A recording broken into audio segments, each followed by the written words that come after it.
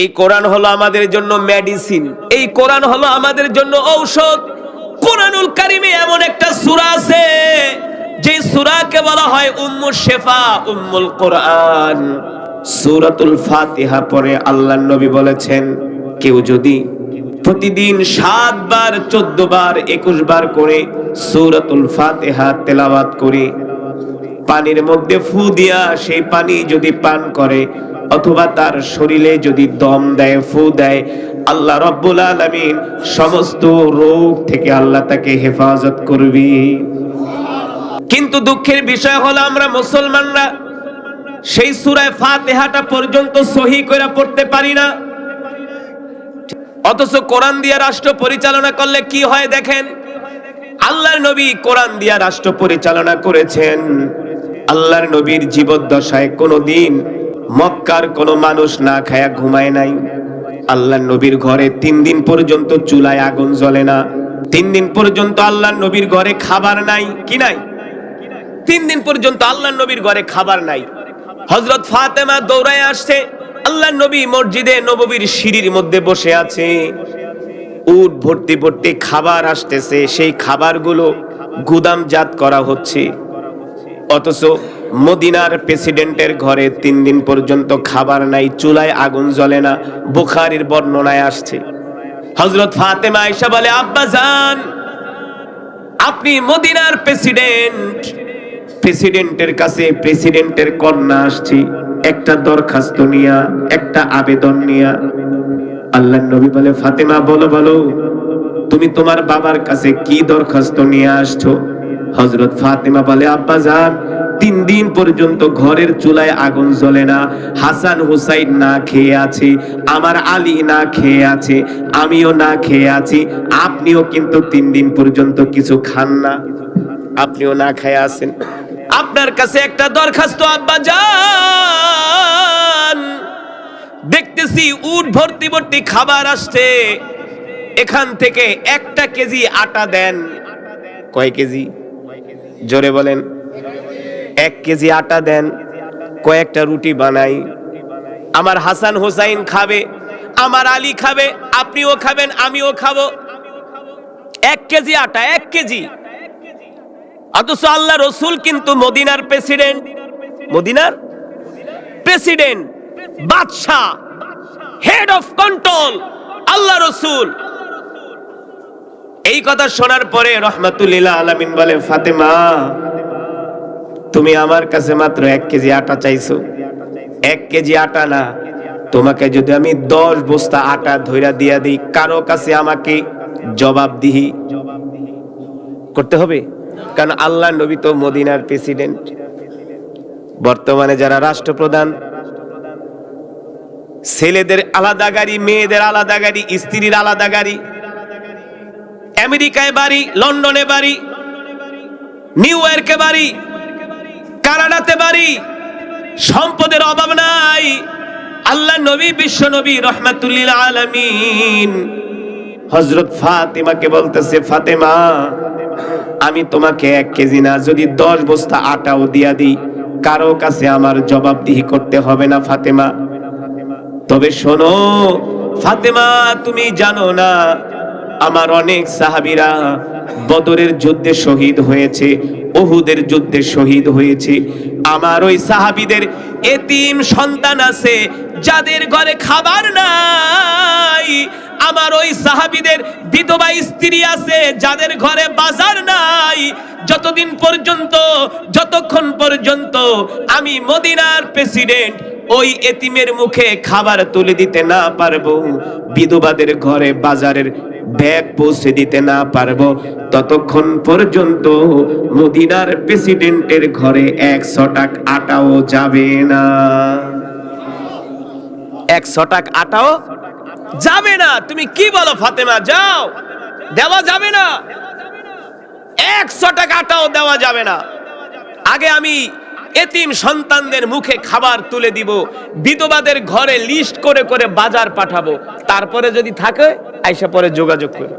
হযরত ফাতেমাকে, বুঝছি আপনি আমারে কি দিবেন। আল্লাহ রাসূল ডাক দিয়েছে, ফাতেমা আসো, আটার চেয়ে আমি তোমাকে দামি একটা জিনিস দিতেছি। কি? বলে সুবহানাল্লাহ, আলহামদুলিল্লাহ, লা ইলাহা ইল্লাল্লাহ, আল্লাহু আকবার, এই তাসবিহ পড়তে পড়তে বাড়িতে যাওগা। সুবহানাল্লাহ বলবেন না? এই তো হলো আল্লাহর নবী রাষ্ট্র পরিচালনার একটা ছোট একটা ঘটনা বললাম। এবার আসেন আল্লাহ রাসূলের ওফাতের পরে যিনি মুসলমানদের খলিফার দায়িত্ব নিয়েছিলেন তার নাম কি? না, আবু বকর। কে?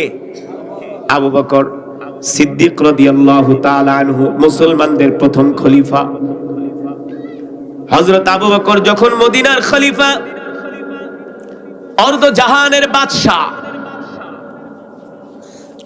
আবু বকর রাদিয়াল্লাহু তাআলা আনহু প্রতিদিন ফজরের নামাজ পড়ি মসজিদে নববী থেকে মরুভূমির মধ্যে চলে যায় প্রতিদিন ফজরের পরে। সাহাবীরা খেয়াল করেন আবু বকর প্রতিদিন ফজরের নামাজ পড়ে কারোর সাথে কোনো কথা বলে না, সোজা মরুভূমির মধ্যে চলে যায়। এই বিষয়টা মদিনার সাহাবীরা লক্ষ্য করে, এমনকি হযরত ওমর পর্যন্ত লক্ষ্য করে। কিরে, প্রতিদিন আবু বকর ফজরের নামাজ পড়া মসজিদ থেকে বের হয়ে মরুভূমির মধ্যে চলে যায়, কারোর সাথে কথা বলে না, কোথায় যায় আবু বকর? এটা উদ্ঘাটন করতে হবে। এইভাবে মাসের পর মাস, বছরের পর বছর সাইয়েদনা আবু বকর মদিনার খলিফা ফজরের নামাজ পড়া মরুভূমির মধ্যে চলে যায়। হযরত ওমর বলে, আজকে আমি আবু বকরের পিছু নিব, দেখব আবু বকর কোথায় যায়। হযরত ওমর বলেন, আমি আবু বকরের পিছু নিলাম, দেখলাম আবু বকর মসজিদে নববী থেকে বের হইয়া সোজা মরুভূমির মধ্যে দিয়া হেঁটে চলে যাচ্ছি।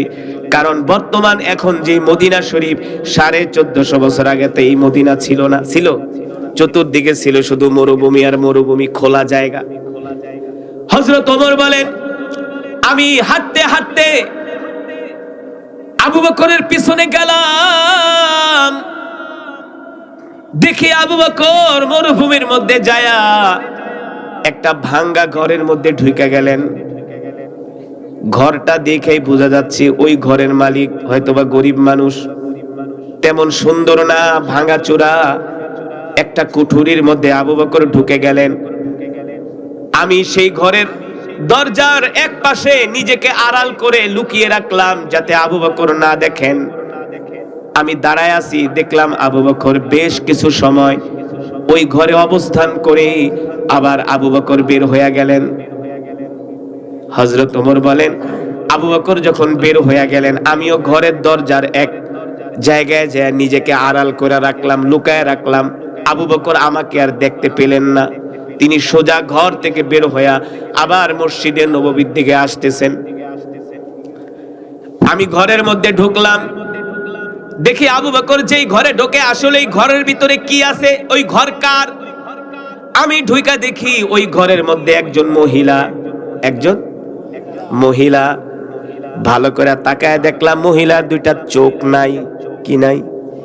তার মানে সে অন্ধ, তার দুইটা চোখ নাই, অন্ধ। আর মহিলা, সে হলো বৃদ্ধা মহিলা, বয়সের ভারে একেবারে বৃদ্ধ হয়ে গেছে, হাঁটতে পারে না, চলতে পারে না, নিজের কাজগুলো নিজে করতে পারে না, এতটা বয়স্ক, এতটা অক্ষম। আমি দেখলাম মহিলা ঘরের মধ্যে বসে আছে। আমি ওই বৃদ্ধা মহিলাকে প্রশ্ন করলাম, এ অন্ধ মহিলা, একটু আগে দেখলাম তোমার ঘরে একজন লোক আসছে।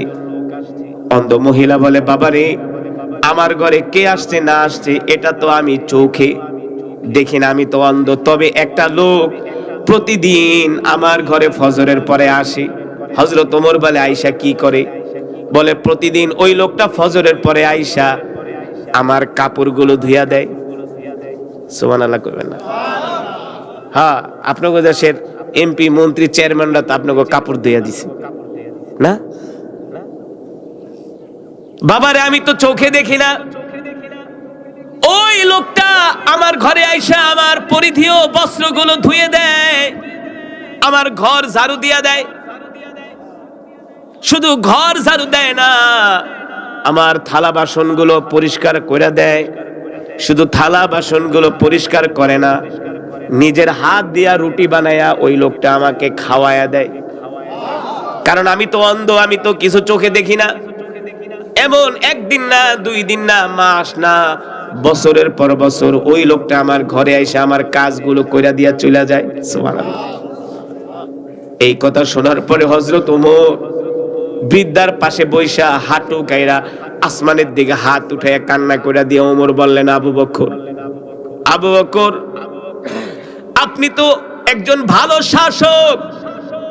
এই আবু বকর, আপনি যেইভাবে কইরা মদিনার মানুষের খেদমত করেন, জনগণের সেবা করেন, আপনি তো পরবর্তী খলিফাদের জন্য দায়িত্বটা কঠিন করে দিয়ে গেলেন। আবু বকর, আপনার মতো তো আমরা পারবো না। এই কথা বলে আবু বকর রাদিয়াল্লাহু তাআলা আনহু, হযরত ওমর রাদিয়াল্লাহু তাআলা আনহু বের হয়ে গেলেন। তার কিছুদিন পরে সাইয়েদনা আবু বকর রাদিয়াল্লাহু তাআলা আনহু শাহাদাত বরণ করেন, দুনিয়ার জমিন থেকে চলে যান। এবার খেলাফতের দায়িত্ব চলে আসে হযরত ওমরের ঘাড়ে। এবার হযরত ওমর হলেন খলিফা। হযরত ওমর মদিনার ক্ষমতা নেওয়ার পরে তার মাথায় আছে যে ওই যে একটা বৃদ্ধা মহিলা, তো আবু বকর যায় তার খেদমত করতেন, তার মানে আবু বকর নাই, এখন খলিফা হলেন ওমর, তার মানে ওই মহিলার খেদমত করার দায়িত্ব ওমরের। এবার ওমরও প্রতিদিন ফজরের পরে আবু বকরের মতো তিনিও ফজরের নামাজ পড়া মরুভূমিতে চলে যান ওই মহিলার ঘরে তার খেদমত করার জন্য। হযরত ওমর নিজের হাত দিয়া কাপড় ধুইয়া দেয় মহিলাকে, তার থালা বাসনগুলো ধুয়ে দেয়, তার ঘরগুলো ঝাড়ু দিয়া দেয়, নিজের হাত দিয়া রুটি বানায়া মহিলাকে খাওয়ায় দেয়। এইভাবে একদিন না, 2 দিন না, বেশ কিছুদিন হযরত ওমর এইভাবে মহিলার খেদমত করে। হঠাৎ করে একদিন মহিলা ডাক দিছে, এই শোনো, আমার কেমন যেন সন্দেহ হচ্ছে, আগে আমাকে যেই লোকটা খেদমত করত, সেবা করত, তুমি মনে হয় সেই লোক না। কারণ অন্ধ মহিলা তো আর চোখে দেখে না, সে তো জানে না যে আবু বকর মারা গেছে, সে তো জানে না সাইয়েদনা আবু বকর শহীদ হয়ে গেছে, কারণ সে তো একেবারে বয়সের ভারে ঘর থেকে বের হতে পারে না, চোখেও দেখে না। ওই বৃদ্ধা মহিলা ডাক দিয়ে বলে, শোনো, আমার কাছে কেমন যেন মনে হয় আগে আমার যে খেদমত করত সে মনে হয় তুমি না, সে অন্য একজন। হযরত ওমর বলে, কারণ কি? কিভাবে বৃদ্ধা আপনি বুঝলেন, অন্ধ আপনি বুঝলেন? আগে আপনার যে খেদমত করত সে আমি না, সে অন্য একজন, কিভাবে বুঝলেন? বলে, হ্যাঁ, খেদমতের মধ্যে একটা ত্রুটি আছে। সুবহানাল্লাহ বলে, তুমি আমার খেদমত করতেছো ঠিক আছে, কিন্তু আগে যিনি খেদমত করছিলেন তার খেদমতটা আর একটু ভালো ছিল। বলে, কি হয়েছে বলুন? ওই বৃদ্ধা অন্ধ মহিলা বলে, শোনো, তুমি তো আমার ঘর মুছা দাও, ঘর ঝাড়ু দিয়া দাও, থালা বাসন ধুইয়া দাও, রুটি বানায় খাওয়ায় দাও, তুমি তো আমাকে খেজুরও খাওয়ায় দাও, কিন্তু তোমার আগে আমার যে খেদমত করত সে শুধু আমার ঘরের কাজগুলো কইরা দিত না, রুটি বানায় শুধু আমাকে খাওয়াই দিত না, কাপড়গুলা ধুইয়াই দিত না, এখানেই শেষ না। আগের লোক যখন আমাকে খেজুরটা খাওয়াই দিত, ওই খেজুরের বিচিটা পর্যন্ত ছাড়ায়া খেজুরের গোস্তটা আমার মুখে দিয়া দিত, আর তুমি বিচি সহ আমার খেজুরটা আমার মুখের ভিতরে ঢুকায় দিছো। সুবহানাল্লাহ বলবেন না? তোমার আগে যে ছিল সে খেজুরের বিচি ছাড়ায়া খেজুরের গোস্তটা আমার মুখে দিত, আর তুমি বিচি সহ আমার মুখে খেজুর দিছো। এতেই বোঝা গেছে আগের লোক তুমি, তুমি অন্য একজন, তোমার চেয়ে তার খেদমতটা একটু ভালো ছিল। এই কথা শোনার পরে হযরত ওমর বৃদ্ধা মহিলাকে বলে, বৃদ্ধা, আমাকে ক্ষমা করে দাও, আমি তোমার খেদমত আবু বকরের মতো করতে পারি নাই, এই জন্য আদালতে হাসরের ময়দানে ওমরের বিরুদ্ধে মামলা দায়ের করো না, আল্লাহর কাছে অপরাধী সাব্যস্ত করো না। এই কথা বলে হযরত ওমর দৌড়ে চলে আসতে আয়েশা সাইয়েদনা আবু বকর রাদিয়াল্লাহু তাআলা আনহুর মাকবারা, আল্লাহ রাসূলের পাশে, আল্লাহ রাসূলের পাশে সাইয়েদনা আবু বকর রাদিয়াল্লাহু তাআলা আনহুর মাকবারা, আল্লাহ রাসূলের কবর। সেই কবরের পাশে দাঁড়ায়া, আবু বকরের কবরের পাশে মাকবারার সামনাসামনি দাঁড়ায়া হযরত ওমর সাইয়েদনা আবু বকরকে উদ্দেশ্য করে বলতেছেন, আবু বকর, ও আবু বকর, আপনি যেমন করে খেদমত করে গেছেন আমি তো তেমন করে খেদমত করতে পারলাম না। আপনি বৃদ্ধা মহিলাকে খেজুর খাওয়াইতেন, খেজুরের বিচিটা পর্যন্ত ছাড়াই দিতেন আবু বকর। আপনি তো আমার কাঁধে দায়িত্বটা কঠিন করে দিয়ে গেছেন আবু বকর। আপনার মতো এত সুন্দর করে কি আমি দায়িত্ব পালন করতে পারবো আবু বকর? আপনার মতো এত ভালো শাসক আর কোনোদিন আমরা পাবো না। এই কথা বলে হযরত ওমর বলতেছেন, আল্লাহ, আমরা আবু বকরের উপরে খুশি, আপনিও তার উপর খুশি হয়ে যান। এই ছিল মুসলমানদের রাষ্ট্র পরিচালনা করার পদ্ধতি, জনগণকে সেবা করার পদ্ধতি, জনগণকে খেদমত করার পদ্ধতি। আল্লাহু আকবার। কারণ কি তারা কোরআন দিয়া রাষ্ট্র চালাতো, ঠিক কিনা বলেন? কোরআন দিয়া তারা রাষ্ট্র পরিচালনা করত। আজকে আমাদের দেশে এত মারামারি, কাটাকাটি, হানাহানি, খুনাখুনি, হিংসা, বিদ্বেষ, চুরি, ডাকাতি, এর একমাত্র কারণ হলো আমরা যেভাবে পৃথিবীতে যেই পদ্ধতিতে আমরা রাষ্ট্র পরিচালনা করতেছি, এই পদ্ধতিতে রাষ্ট্র পরিচালনা করলে কিয়ামত পর্যন্ত কোনোদিন সমাজে শান্তি আসবে না। আসবে? এই যে আপনাদের পাশে হাইওয়ে রোড, ঢাকা মাওয়া হাইওয়ে এক্সপ্রেস, এই রোডে কিন্তু অনেক ডাকাতি হয়, জানেননি? আমি একবার শ্রীনগর থেকে ওয়াজ করে আমরা যাচ্ছি, শুনলাম আমাদের আগের গাড়ি ডাকাতি হয়েছে। ডাকাতি হয়েছে, প্রতিনিয়ত এই রোডে ডাকাতি হয়। কই এত পুলিশ, এত র্যাব, এত আর্মি, এত সেনাবাহিনী, কই তারা তো এগুলো বন্ধ করতে পারে না, পারবে না, ঠিক না? সহি করে পড়তে পারি না, অথচ কোরআন ছিল আমাদের জন্য সবচেয়ে বড় ঔষধ। আল্লাহর নবী, বিশ্ব নবী রাহমাতুল লিল আলামিন এই কোরআন যখন তেলাওয়াত করতেন,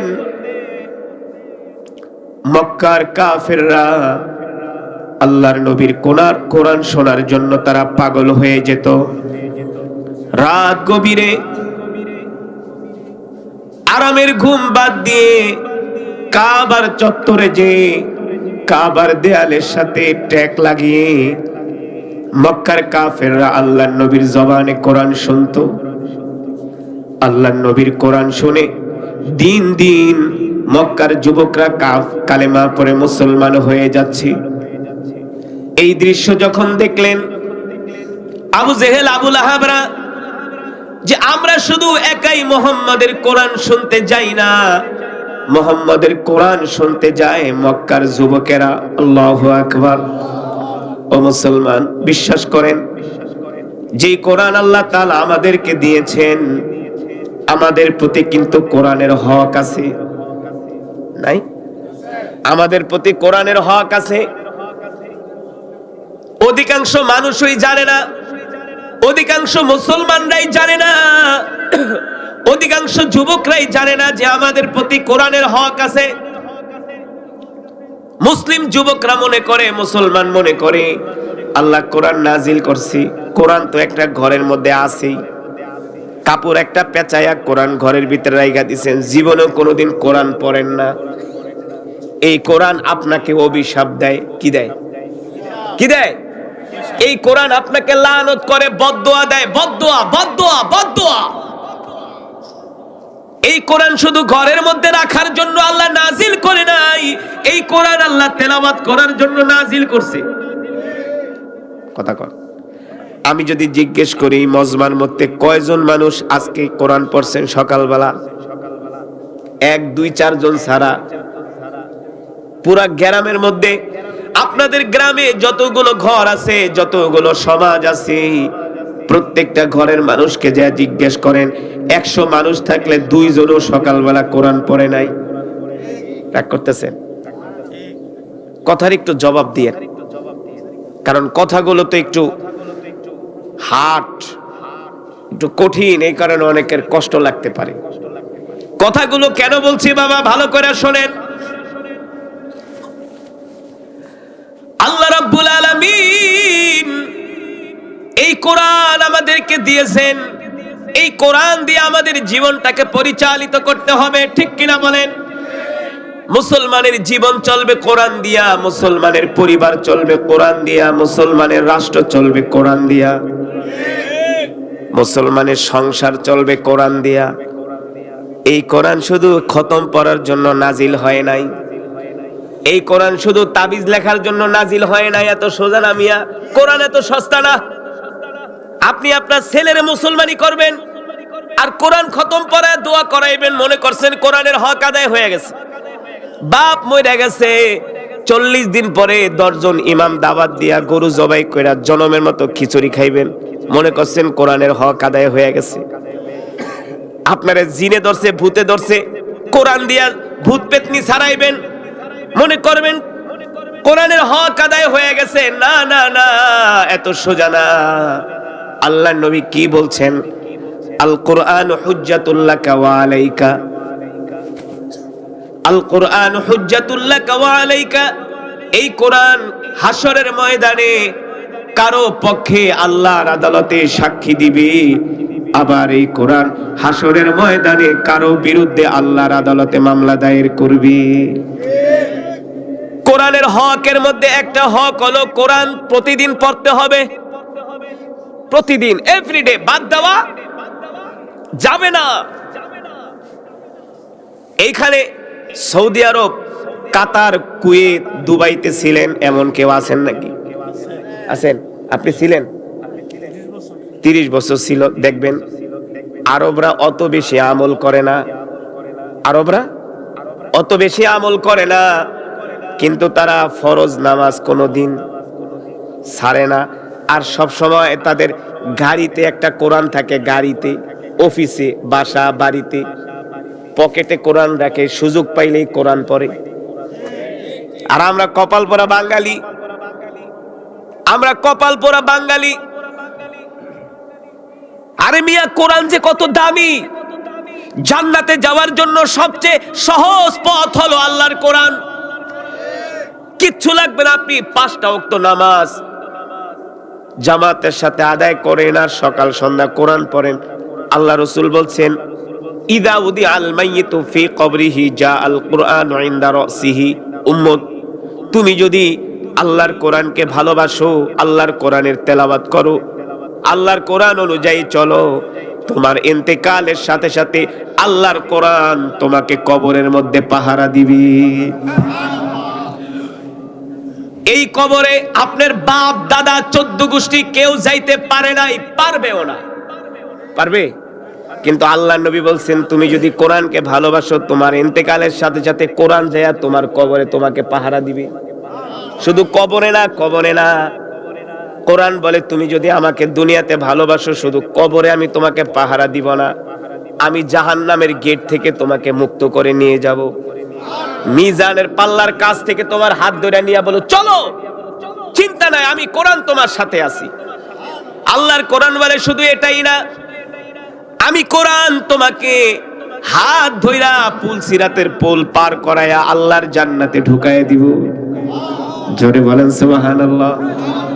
কিন্তু দুঃখের বিষয় হলো আমরা মুসলমান কোরআন পড়ি না, কোরআন পড়তে জানি না। সব জানি মাতবরি, সাল্লিশি, বিচার, 6 9 9 18 না, কত বুদ্ধি, জিলাপির মতো পেস, কত যে বুদ্ধি, সব জানে।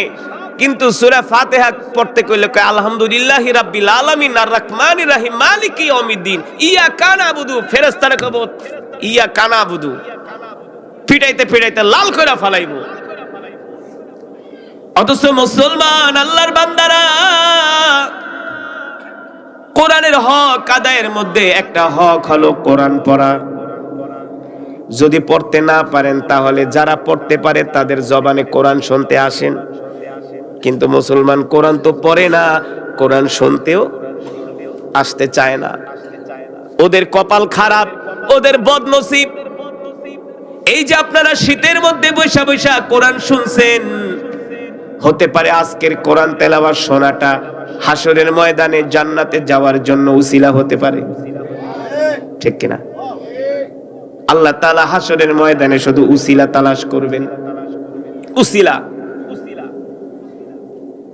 আল্লাহর নবী বলে, উম্মত এই কোরআন তোমরা পড়ো, কোরআনকে ভালোবাসো, তাহলে কোরআনের হকের মধ্যে একটা হক হলো কোরআন তেলাওয়াত করা, কোরআন অনুযায়ী চলা। আর কোরআনের হকের মধ্যে আর একটা হক হলো আল্লাহর কোরআন দিয়া রাষ্ট্র পরিচালনা করা। কি দিয়া? রাষ্ট্র চলবে কোরআন দিয়া, মুসলমানের দেশ চলবে কোরআন দিয়া। যেই দেশে 95% মুসলমান, ওই দেশের মুসলমানরা কোরআন দিয়া রাষ্ট্র পরিচালনা করতে পারে না। এগুলা মুসলমান না, সব হলো মুনাফিক আর গরু খাওয়া মুসলমান। মিয়া মুসলমান দাবি করলে কে মুসলমান হয় নাকি? আল্লাহ রাসূল বলেছেন হাশরের ময়দানে আমার এমন উম্মত থাকবে যারা নামাজও পড়ছে, রোজাও রাখছে, হজও করছে, কিন্তু মরার সময় মুরতাদ হয়ে মরছে। মুরতাদ, মুরতাদ। আল্লাহর কোরআনের আইন তারা পছন্দ করে না। রাগ করতেছেন? রাগ করতেছেন? এটা হক কথা, কোনো গোজামিল নাই। কোরআনের আইন তারা চায় না, কোরআনের বিধান চায় না। এগুলো বন্ধ করতে হলে কোরআনের আইন লাগবে। গত মাসের আগের মাসে আমি উমরায় গিয়েছিলাম সৌদি আরবে। তো দাম্মামে আমার একটা প্রোগ্রাম ছিল। দাম্মামে একটা প্রোগ্রাম ছিল। মক্কা শরীফ থেকে ওই প্রোগ্রামের লোকরা আসছে আমাকে গাড়ি দিয়ে নিয়ে যেতে। তো মক্কা শরীফ থেকে গাড়িতে উঠলাম। মক্কা শরীফ থেকে দাম্মাম হলো প্রায় 1400 কিলোমিটার। কতশো কিলোমিটার? 1400 কিলোমিটার। তো গাড়িতে উঠছি সন্ধ্যা 6টায়। তার মানে পরের দিন 6টায় 12 ঘন্টা, 8টা বাজে যে আমরা পৌঁছাবো। তো গাড়ি চলতেছে রাত 3টা বাজে একটা মরুভূমির মধ্যে দিয়ে গাড়ি যাইতেছে। 300-400 কিলোমিটার রাস্তা চলতেছে, ঘন্টায় 150 কিলোমিটার। ঘন্টায় গাড়ি চলতেছে 150-200 কিলোমিটার। চতুর্দিকে পাহাড় আর পাহাড়, মাঝখান দিয়া রাস্তা। তা আমার ভয় লাগতেছে যে এত মরুভূমির মধ্যে এমন বড় বড় রোড, আবার ডাকাতি মাকাতি হয় কিনা। বুঝেন নাই? আমরা তো বাংলাদেশি, যে কোনো সময় ডাকাতি হয়ে যায় রাতের বেলা চলতে গেলে। আমি দেখি যে একটা মানুষও নাই। এই গাড়ি আসে, এই গাড়ি লাইটের আলো, এছাড়া কোনো আলো নাই। তা আমি যে বাংলাদেশি ড্রাইভার, আমি ওরে জিজ্ঞেস করলাম, এই মিয়া সৌদি আরব কয় বছর? কয় হুজুর বেশি না, 36 বছর। কয় বছর? আমি কোন কি এই রাস্তা দিয়া কয় বছর ধরে গাড়ি চালান? কয় হুজুর এই রাস্তা দিয়া মিনিমাম আমি 20-22 বছর হয়ে গেছে। এই রোডে আমি যাতায়াত করি। আমি বলি এত রাত্রে গাড়ি চালান, মরুভূমির রাস্তা, বাড়ি নাই, ঘর নাই, মানুষ নাই, কেউ মাইরা ফেলালে আপনাদের ধরার কেউ নাই। কয় না হুজুর কি কোন? আমি কই মিয়া কোন সমস্যা হয় না? কয় হুজুর কোন সমস্যা? আমি কই কোনো সমস্যাই নাই। কয় না। পরে আমি কই কি ডাকাতি হয় না? হাসি দিয়া কয় হুজুর নেন পানি খান, আপনি ভয় পাইতাছেন। কয় হুজুর ডাকাতি তো দূরের কথা, কোন ডাকাত আইসা আপনার দিকে তাকাইব তো দূরের কথা, একটা শয়তানও আপনার দিকে ভুলেও তাকাইব না। আমি কই কেন? হুজুর এটা সৌদি আরব, এটা বাংলাদেশ না। এটা সৌদি আরব, এটা বাংলাদেশ না। এখন যদি ডাকাতি করে বেশি না ওরে 24 ঘন্টার ভিতরে ধরে ফেলাইব গোয়েন্দারা। এই দেশের ইন্টেলিজেন্ট বাহিনী, গোয়েন্দা এত স্ট্রং, ওদের কাছে এমন আধুনিক প্রযুক্তি আছে, বলে 24 ঘন্টার ভিতরে ওরা আইডেন্টিফাই করবে, ধরে ফেলাইব। তো আপনি এই দেশে যদি শান্তি প্রতিষ্ঠা করতে চান, বিশ্বাস করেন আল্লাহর কোরআন ছাড়া হবে। তবে আমরা স্বপ্ন দেখি ইনশাআল্লাহ আল্লাহর জমিনে আল্লাহর কোরআনের আইন প্রতিষ্ঠা হবে ইনশা। আপনারা বলতে পারেন হুজুর আপনার মাথা খারাপ, ধর্মিয়া কি কর না কর, সিরা কাথায় ঘুমায়া লাখ টাকা স্বপ্ন দেখেন। ভাইরে আল্লাহ রসুল, আপনাদেরকে কষ্ট হচ্ছে বাবারা? শেষ করে দিব আর 5 মিনিট টাইম, 5 মিনিটে শেষ করে দিচ্ছি। আল্লাহ রসুল সাল্লাল্লাহু আলাইহি সাল্লাম মক্কার কাফেরদের কাছে বাইতুল্লাহ নামাজ পড়ার জন্য চাবি চাইলেন, যে চাবিটা দাও, বাইতুল্লাহ নামাজ পড়বো। মক্কার কাফেররা কয় মুহাম্মদ আনতা ফাকির, তুমি গরিব মানুষ, তোমারে চাবি দেওয়া হবে না। তো আল্লাহ রসুল চাবি চাইছে, আল্লাহ রসুলের চাবি দেয় নাই। নবীজির কষ্ট লাগছে না? পাশে সাইয়েদনা আবু বকর, ওমর তো তরবারি বাইর করে বলে, আল্লাহ রাসূল অর্ডার দেন, আপনার চাবি দিব না, আর কল্লা ফালাই দিব। আল্লাহ রাসূল কয়, ওমর ইসবির, সবর করো, লা তাগদাব, রাগ করো না, ধৈর্য ধরো। কয় কেন? আজকে ওরা আমাকে চাবি দেয় নাই, আর কিছুদিন পরে পুরো মক্কার ক্ষমতা আমার হাতে চলে আসবে। যারা বলেন সুবহানাল্লাহ। তো সাইয়েদনা আবু বকর এই কথা শুনে এক দৌড় মারছে, যায়া ওলীদ ইবনে মুগিরা, তুই আল্লাহ রাসূলের বাইতুল্লাহ চাবি দেস নাই, আবু লাহাব দেস নাই, আবু জেহেল দেস নাই, মনে রাখিস মক্কার ক্ষমতা একদিন আমাদের হাতে চলে আসবে। আবু জেহেল ডাকে, ভাত খাইতে ভাত পাও না, তোমরা আবার মক্কার ক্ষমতা তোমার হাতে চলে আসবো না, রাষ্ট্র চালাইবা তোমরা। সাইয়েদনা আবু বকর বলে, আবু জেহেল শোন, আল্লাহি রাব্বাল কাবা, রবের কাবার কসম খায়া বলি, সূর্যের আলো মিথ্যা হতে পারে, চন্দ্রের আলো মিথ্যা হতে পারে, আগামীকাল সূর্য উদিত নাও হতে পারে, চন্দ্র উদিত নাও হতে পারে, এর মধ্যে সন্দেহ আছে। মুহাম্মদ সাল্লাল্লাহু আলাইহি সাল্লাম যে সত্য কথা বলে, এর মধ্যে কোনো সন্দেহ, মুহাম্মদ সাল্লাল্লাহু আলাইহি সাল্লামের কথার মধ্যে কোনো সন্দেহ। মক্কার ক্ষমতা আমাদের হাতে আসবে। আল্লাহ রাসূল মক্কার প্রেসিডেন্ট ছিল না? ছিল না? আল্লাহ রাসূল যেই ঘরে জন্ম নিছে, আমরা ওই দোতলা বাড়ির সামনে যে কান্না করি না, যে আমার কলিজার টুকরা এই রাসূল এই ঘরে জন্ম নিছে, আমরা ওই ঘর দেখে আফসোস করি, দূর থেকে দাঁড়ায় কান্দি, ঘরের দেয়াল ধরি, কত আদর করে না, কত ভালোবাসা নিয়া। আর ওই ঘরের পাশে আবার আবু জেহেলের বাড়ি, ওখানে যে কি করি, কি করি, হিসু করি। অনেক হাজী সাহেবরা, আমি গত উমরায় গেছি, এক নোয়াখালী হাজী সাহেব আমার কে, হুজুর আন্নে আরে উগা কথা কন। আমি কি কিছে আন্নে আরে কন? হুজুর আবু জেহেলের বাড়ি কোনাই। আমি আপনি কি করবেন? আমি হেনে যে একটু হিসাব করব। নোয়াখালী বুড়া মানুষ, আর অনেক আগে হিসাবে দছে, হুজুর আই চাপি রাখছি, আই করতেন না, আই হেতের বাড়িতে যাই হিসাব করুন, আন্নে আর একটু হের বাড়িতে লইয়া যান। দেখেন আবু জেহেলরা কত পাওয়ারফুল ছিল, কিন্তু আল্লাহর কোরআনের বিরোধিতা করার কারণে ওরা ঘৃণিত হয়েছে, ওদের অস্তিত্ব আল্লাহ দুনিয়ার জমিন থেকে মুছে দিয়েছে, ঠিক কিনা বলেন? কিন্তু যে ওমর আল্লাহ রাসূলের কল্লা কাটার জন্য তরবারি নিয়ে আসছিলেন, সেই ওমরকে সারা পৃথিবীর মুসলমানরা মদিনায় গেলে স্মরণ করে না, আল্লাহ রাসূলকে সালাম দেয়, আসসালামু আলাইকা ইয়া রাসূলুল্লাহ, সাথে সাইয়েদনা আবু বকর, সাথে সাইয়েদনা ওমর। আল্লাহু আকবার। কোরআনের কারণে, শুধু কোরআনের কারণে। এই কারণে বলবো বাবারা, আপনারা 5 ওয়াক্ত নামাজ পড়বেন, সকাল সন্ধ্যা কোরআন পড়বেন। কোরআন আল্লাহর জবানের কালাম, কালামুল্লাহ। আল্লাহ নিজে বলছেন, ওয়া ইযা কুরিআল কুরআনু ফাসতামিউ লাহু ওয়া আনসিতু লাআল্লাকুম তুরহামুন। নবী আপনি বলে দেন, যখন তাদের সামনে কোরআন পড়া হয়, যদি তারা চুপ করে কান লাগিয়ে কোরআন শোনে, এতে করে আমি আল্লাহ তাদের উপর রহমত নাজিল করি। সুবহানাল্লাহ বলেন। আমি আল্লাহ তাআলার জবানের কালাম কোরআনুল হাকিম থেকে তেলাওয়াত করেছি। এই কোরআন আল্লাহর জবানের কালাম। আল্লাহ তাআলা অন্য আয়াতে বলছেন, ওয়া ইযা তুলিয়াত আলাইহিম আয়াতুহু যাদাতুহুম ঈমানা। কোরআনের তেলাওয়াত শুনলে ঈমান বেড়ে যায়। কি বেড়ে যায় ভাই? ঈমান বেড়ে যায়। আপনারা তো এখন বাজে রাত 10:30, মনে করতে পারেন হুজুর অনেক রাত হয়ে গেছে, বাড়িতে যাব, ঘুমাবো, কত কাজ, অনেকেই পেরেশান হয়ে গেছেন, ব্যস্ততা। কিন্তু আমরা মুসলমান হইয়া এখন বাজে রাত 10:30, কোরআন শুনতে আসছেন, কোরআনের বয়ান।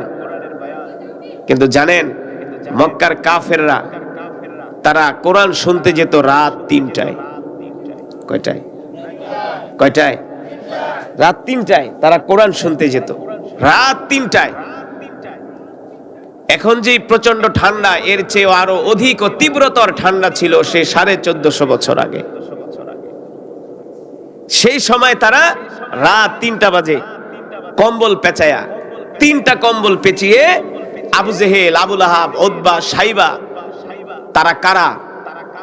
তারা ছিল কত বড় ক্ষমতাধর ছিল, চিন্তা করা যায়? ওই আবু জেহেলরা রাত 3টা বাজে না ঘুমায়া আল্লাহর নবীর জবানে কোরআন শুনতে যেত। আর জোরে বলেন সুবহানাল্লাহ। এই কথা শোনার পরে কি আমাদের আর কোনো ব্যস্ততা থাকতে পারে? পারে বলেন? আবু জেহেল মক্কার হেড অফ কন্ট্রোল, আবু জেহেলের হাতে ছিল মক্কার সুপ্রিম পাওয়ার। আবু জেহেল যদি মক্কায় বলতো রাত রাত, দিন দিন, এত বড় পাওয়ারফুল নেতা ছিলেন আবু জেহেল। শুধু আবু জেহেল একাই আল্লাহর নবীর কোরআন শুনতে যেতেন না। আবু জেহেলের স্ত্রী, তার নাম হলো উম্মে জামিল। নাম কি? উম্মে জামিল। সে ছিল মহিলা নেত্রী, সেও আবু জেহেলের সাথে কোরআন শুনতে যেতেন। সুবহানাল্লাহ বলেন। আল্লাহ রাব্বুল আলামিন কোরআনুল হাকীমের মধ্যে সে কথাই বলছেন, ওয়ানুনাজ্জিলু মিনাল কুরআনি মা হুয়া শিফাউ ওয়া রাহমাতুল লিল মুমিনিন। আল্লাহ রাব্বুল আলামিন বলেন, নবী হে আমার, আমি আল্লাহ আপনার উপর যে কোরআন নাজিল করেছি, এই কোরআন আমি মুমিনের শেফার জন্য নাজিল করছি। ইয়া আইয়ুহাল ইনসানু মা গাররাকা বিরাব্বিকাল কারীম।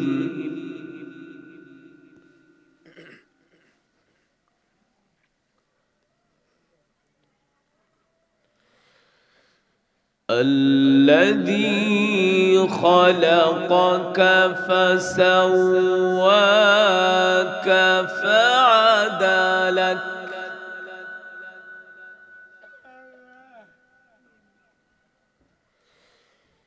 في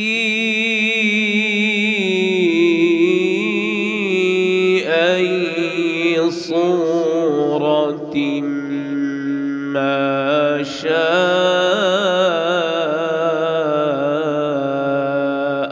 ركبك.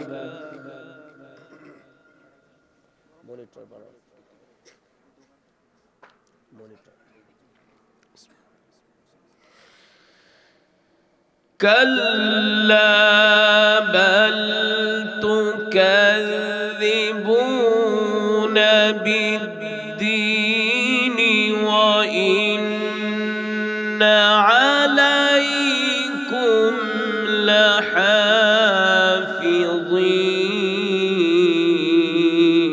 لحافظين.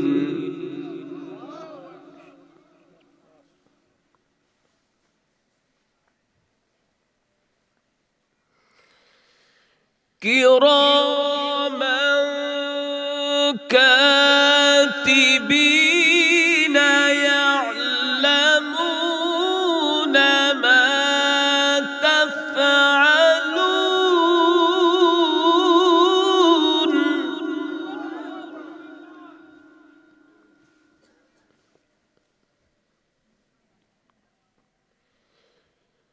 كراما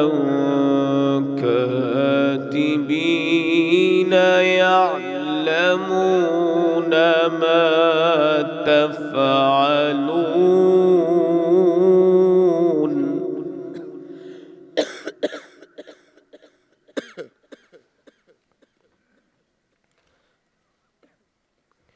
إن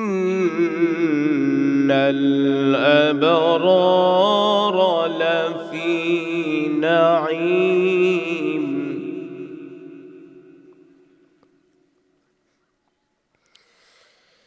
إن الأبرار لفي نعيم وإن الفجار لفي جحيم يصلونها يوم الدين.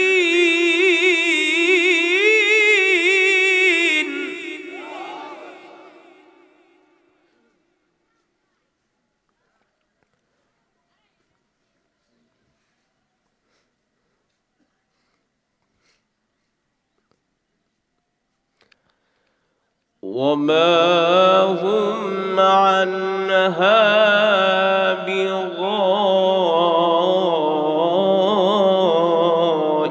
بغائبين.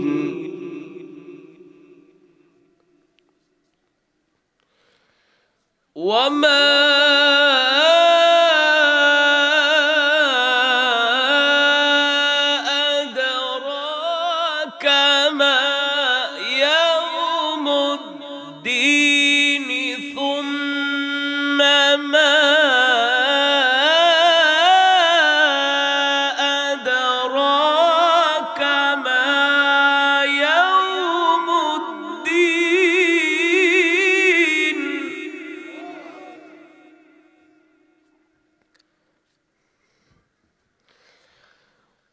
وما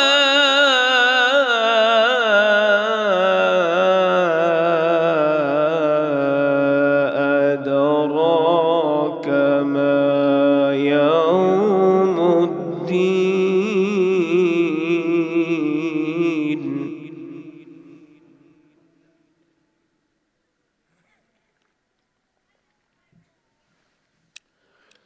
ثم ما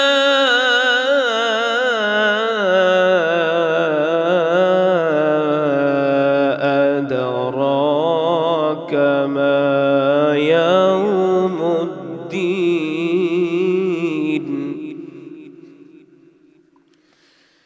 يوم لا تملك نفس لنفس شيئا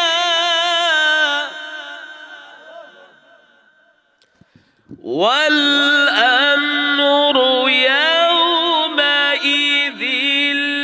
لله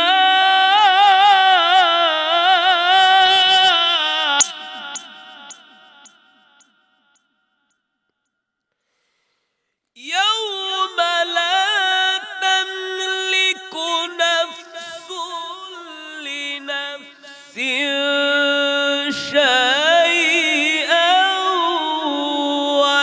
والأمر يومئذ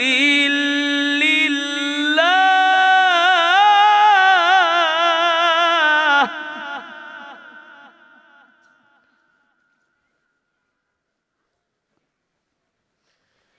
يوم لا تملك نفس لنفس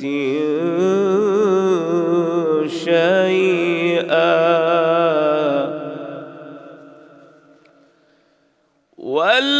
والأمر يومئذ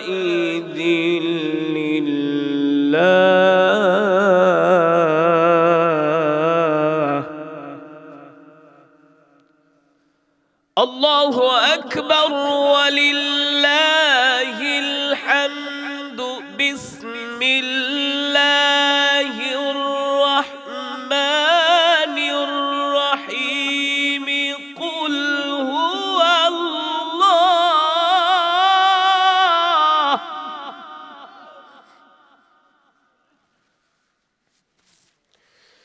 قل هو الله أحد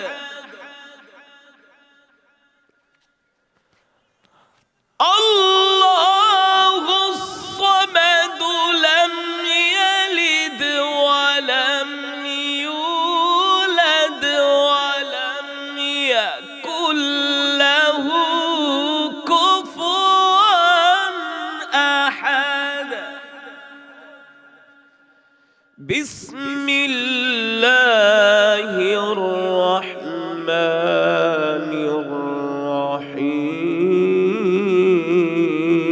الرحيم بسم الله الرحمن الرحيم قل هو الله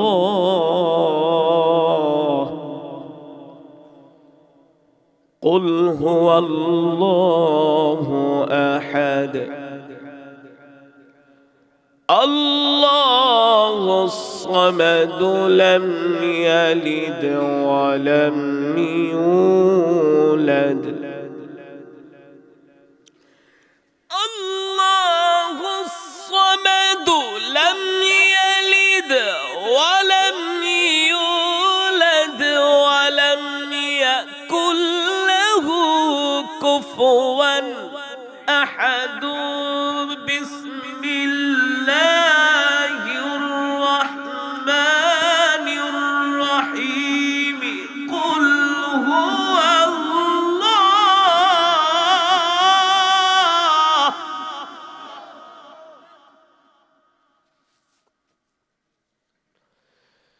بسم الله الرحمن الرحيم بسم বিসমিল্লাহির রহমানির রহিম কুল হুয়াল্লাহু আহাদ আল্লাহুস সামাদ লাম ইয়ালিদ ওয়া লাম ইউলাদ لم يلد ولم يولد ولم يكن له كفوا أحد لم يلد ولم يولد ولم يكن له كفوا أحد صدق الله العلي العظيم